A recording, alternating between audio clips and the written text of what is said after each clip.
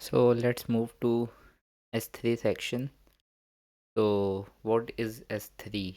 S3 has buckets and buckets has policies and directories. तो देखते हैं इसको S3 को S3 होता क्या है। तो S3 आप ये समझ सकते हो कि कुल मिला के स्टोरेज है क्लाउड की। मतलब जितना भी डाटा है तुम्हारा जो तुम्हें स्टोर करना है वो S3 बकेट्स में स्टोर होगा। तो पढ़ते हैं इसको, चलो आगे। तो Amazon S3 allow people to share object files in buckets. तो बकेट्स जो डायरेक्टरीज होंगी उसके अंदर हम ऑब्जेक्ट फाइल्स को स्टोर करेंगे, ठीक है ना। बकेट का जो है ग्लोबली यूनिक एक नेम होगा, जितने भी रीजन्स हैं और जितने भी अकाउंट हैं, ठीक है ना। तो यहाँ से आप देख सकते हैं ग्लोबली यूनिक नेम है एक बकेट का, ठीक है ना। बकेट को आप रीजन लेवल से भी डिफाइन कर सकते हो। और S3 looks like a global service but buckets are created in a region. तो S3 आपको ग्लोबल सर्विस लग रही होगी, बट जो बकेट्स है ना, हर बकेट अपने रीजन पे होगी, ठीक है ना। उसके अलावा S3 ऑब्जेक्ट्स को देख लेते हैं। ऑब्जेक्ट्स के अंदर क्या होंगी, की होंगी। ऑब्जेक्ट्स फाइल्स हैव की का जो फुल पाथ होगा ये होगा। और ये भी मैंने आपको बता दिया कि मतलब ग्लोबली यूनिक नेम होगा जितनी भी बकेट्स होंगी उनका। उसके बाद की का कुछ पाथ होगा, पाथ इस टाइप से होगा S3 डॉट डॉट स्लैश कुछ ऐसे करके।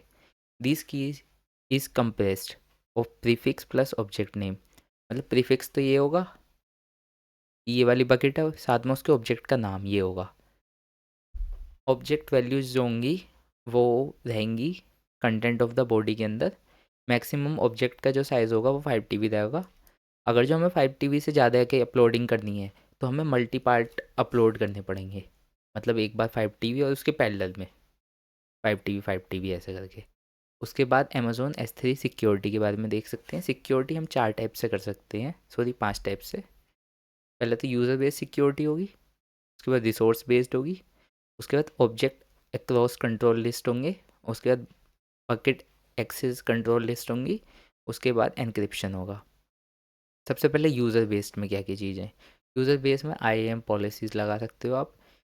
जैसे कि मैंने बताया था, IAMs जो होते हैं आपको परमिशंस देते हैं, आइडेंटिटी एंड एक्सेस मैनेजमेंट। पिछली क्लासेस में बता चुका हूँ मैं, नहीं देखा है तो आप देख सकते हैं पिछली क्लासेस में। ये जो है इसके अंदर से आप पॉलिसीज़ डिफ़ाइन कर सकते हो कि किस यूज़र को किस लेवल तक का डाटा की परमिशन है। तो हम यूज़र बेस्ड दे सकते हैं, हमें सिक्योरिटी S3 के अंदर रिसोर्स बेस्ड दे सकते हैं कि बकेट की कुछ पॉलिसीज़ हो, इन पॉलिसीज़ को फॉलो करे कंसोल में, जितने भी क्रॉस अकाउंट हैं सब में, मतलब वो सारे अकाउंट्स में मैनेज हो चीज़ें भी। उसके बाद ऑब्जेक्ट एक्सेस कंट्रोल लिस्ट, हाँ नहीं, इसकी जो है फाइनल ग्रेन है, मतलब एक लेवल तक ही जो है ऑब्जेक्ट को एक्सेस कर सकते हो आप कंट्रोल लिस्ट में। उसके बाद बकेट एक्सेस कंट्रोल लिस्ट है, उसमें कॉमन लेस कॉमन है वो, ठीक है ना, जो अभी यूज़ नहीं होती ज़्यादा। उसके बाद एनक्रिप्शन देख लेते हैं। तो encryption objects in Amazon S3 using encryption की, एनक्रिप्शन कीज़ की हेल्प से जो हम ऑब्जेक्ट कीज़ को रखते हैं एनक्रिप्ट करते हैं। उसके बाद S3 बकेट पॉलिसीज़ जो हैं जेसन फॉर्मेट में होती हैं, और IAM पॉलिसीज़ भी किस में होती हैं, जेसन फॉर्मेट में होती हैं। उसके बाद bucket setting for block public access, this setting वो created to prevent company data leak. ये मतलब पब्लिक एक्सेस को ब्लॉक इसलिए कर रखते हैं क्योंकि मतलब प्रिवेंट कर सके डाटा लीक को, कंपनी का कोई डाटा लीक ना हो जाए। अगर जो सब पब्लिक एक्सेस कर लेगी डाटाबेस को तो फिर डाटा लीक ही हो जाएगा। उसके बाद Amazon S3 static website hosting के लिए भी यूज़ होता है। S3 होस्ट कर सकता है स्टैटिक वेबसाइट को और उनको एक्सेसिबल करवा सकता है इंटरनेट पे।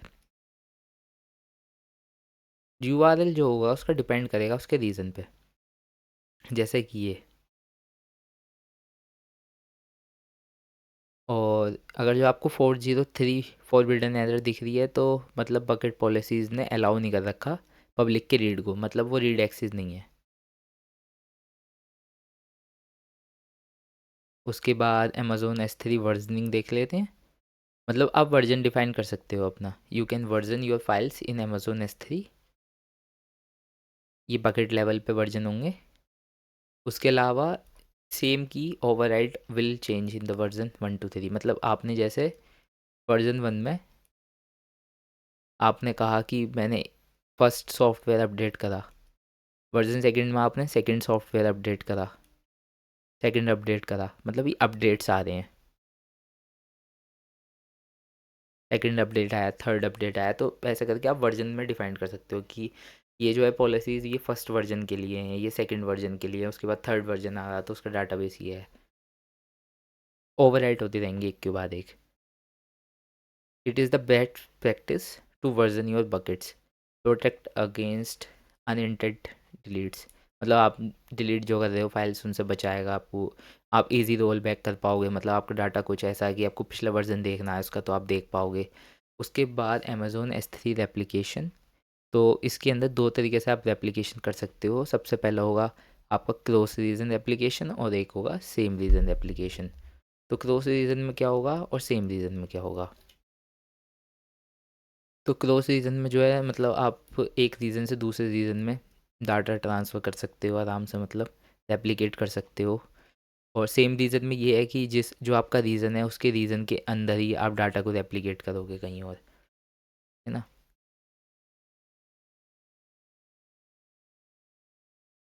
उसके बाद S3 स्टोरेज इनफ्रीक्वेंट एक्सेस देख लेते हैं, इसमें से क्वेश्चन जरूर आता है एक भाई, इसको अच्छे से कर लियो इनफ्रीक्वेंट एक्सेस को, और S3 one zone infrequent access को, ग्लेशियर स्टोरेज को, इस इंटेलिजेंट टायरिंग को, इसमें से तो आता ही है देखो एक, इंटेलिजेंट टायरिंग में से। स्टोरेज गेटवे में से भी नहीं आता वैसे तो क्वेश्चन। चलो तो देखते हैं इसको। अमेजोन S3 इनफ्रीक्वेंट एक्सेस, और data that is less frequent access but require rapid access when needed, मतलब समझ ही गए आप पढ़ के कि जो लेस फ्रीक्वेंट एक्सेस हो बट एकदम से चाहिए, मतलब कोई डाटा की फाइल है आपको पड़ी है पर जब भी ज़रूरत है एकदम से ज़रूरत है उसकी।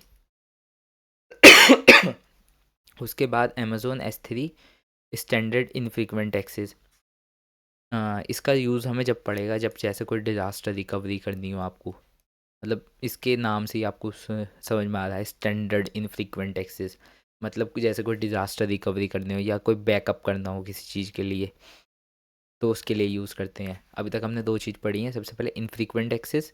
इनफ्रीक्वेंट एक्सेस में क्या होता है, जो लेस फ्रीक्वेंट एक्सेस होती हैं पर जो रैपिडली एक्सेस कर दी मतलब होनी चाहिए, ठीक है ना। उसके बाद हमने दूसरी पढ़ी है जो स्टैंडर्ड इनफ्रीक्वेंट एक्सेस, जो यूज़ होती है डिज़ास्टर रिकवरी में या बैकअप्स में। उसके बाद Amazon S3 one zone infrequent access, मतलब ये जो यूज़ होती है ना ये होती हैं सेकेंडरी बैकअप्स के लिए, copies of one premises data और कैन बी रिक्रिएटेड, मतलब सेकेंडरी बैकअप के लिए यूज़ होती हैं, मतलब एक तरीके से कि आपका एक डाटा जो है वो पड़ा ही है एक जगह और जब भी कुछ मतलब डिज़ास्टर या कुछ चीज़ आएगा,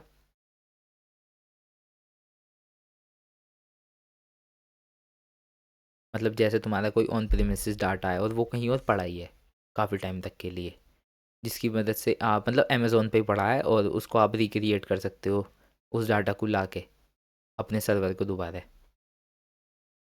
उसके बाद ग्लेशियर स्टोरेज, क्या होगी S3 की ग्लेशियर स्टोरेज, ये लो कॉस्ट ऑब्जेक्ट स्टोरेज होगी, मतलब अर्चीव्स और बैकअप्स के लिए यूज़ होगी बेसिकली ये तो, लो कॉस्ट स्टोरेज होगी और अर्चीव्स और बैकअप के लिए यूज़ होगी। इसके अंदर इसके पार्ट्स हैं ये वाला और ये वाला, और उसके बाद भी होगा एक आधा, ये नहीं है, तीन पार्ट्स ही हैं, ठीक है ना। तो इन तीन पार्ट्स को देखते हैं चलो।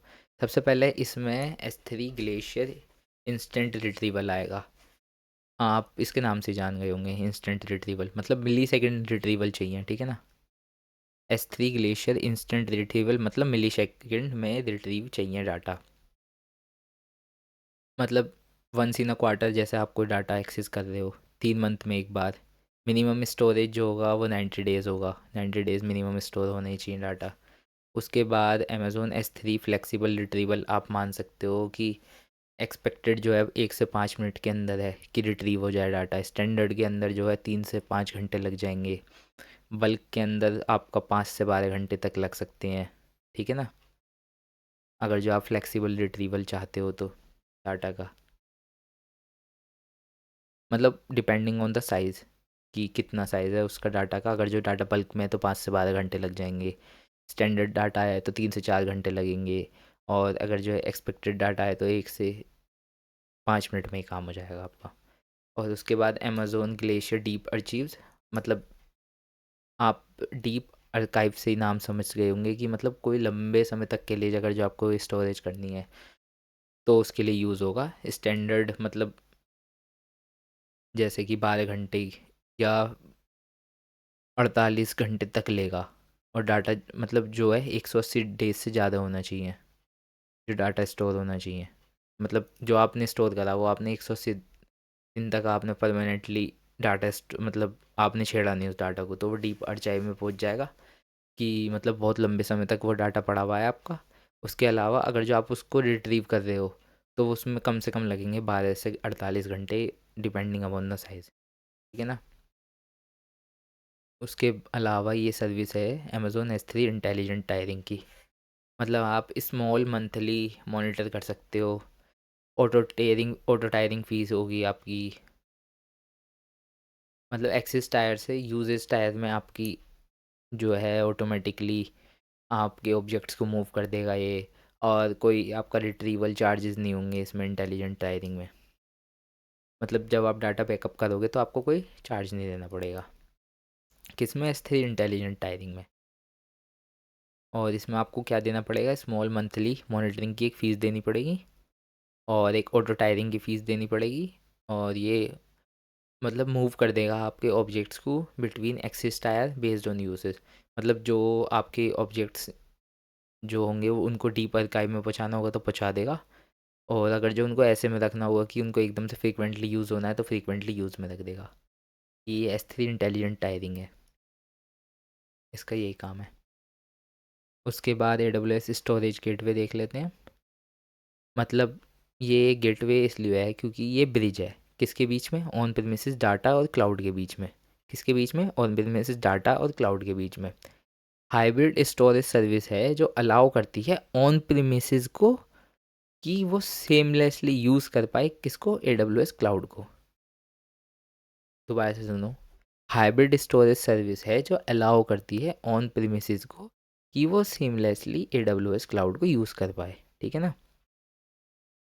और उसके बाद लास्ट में देखो, इसका क्वेश्चन आ जाता है कई बार, मेरे में तो आया था एग्ज़ाम में, तो तुम्हें बता देता हूँ। एक तो सा स्नो कौन, स्नो बॉल और स्नो मोबाइल।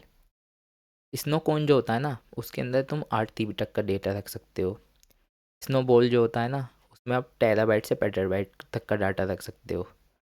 और जो स्नो मोबाइल है ना उसमें आप हेक्साबाइट तक स्केल कर सकते हो डाटा को।